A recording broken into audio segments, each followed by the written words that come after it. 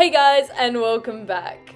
For anyone that doesn't know me or hasn't watched any of my videos before, you guys have found a page where it's all about just simple meals with whole foods, no sugar, as healthy as possible that I can make it.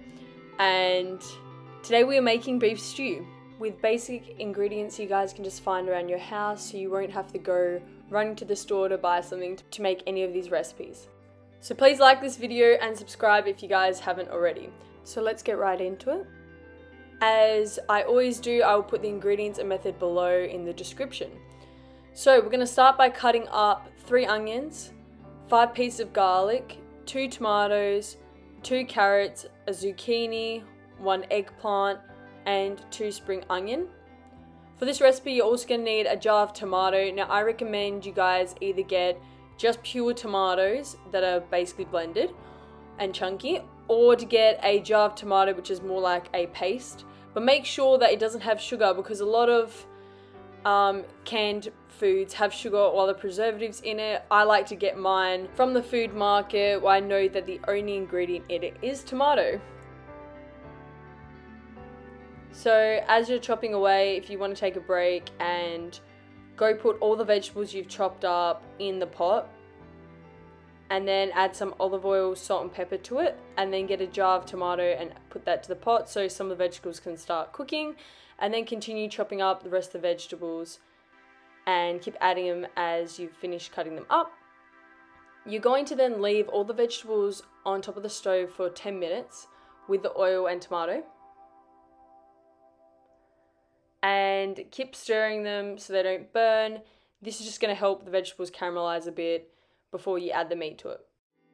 So just a quick tip, whenever I'm cutting up vegetables and I'm putting it to a pot, I always cut up my onion first and my garlic and carrot and all the hard vegetables like the zucchini and the eggplant, because those take longer to cook. So I always cut them up first and put them straight to the pot, and then continue cutting up all the other vegetables which are much softer, like the tomato or the spring onion, which don't need as much cooking time.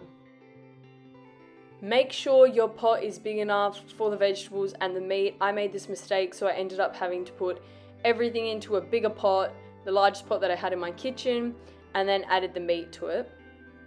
Now the meat that we're using here is lamb shanks. This meat is so juicy, that's where you're gonna get all the flavor from.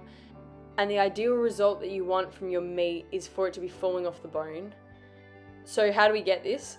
Once we've added all the meat to the pot, we are then going to turn it down to a 6 and put the lid on top. And we're going to allow this to cook for 5 hours on the medium heat, making sure we go and just check on it every half an hour just to stir the vegetables or give it a shake so nothing gets stuck at the bottom, and so we can rotate the meat, as the juice should be covering majority of the food. It might miss covering the top 2 lamb shanks, and that's why we need to sit there and mix them in to make sure that they get a chance to go to the bottom and cook as well.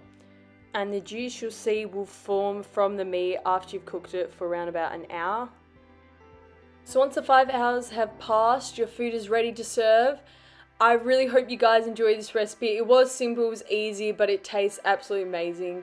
Give it a go. Let me know what you guys think below. And thanks for watching. See you in the next one. Bye.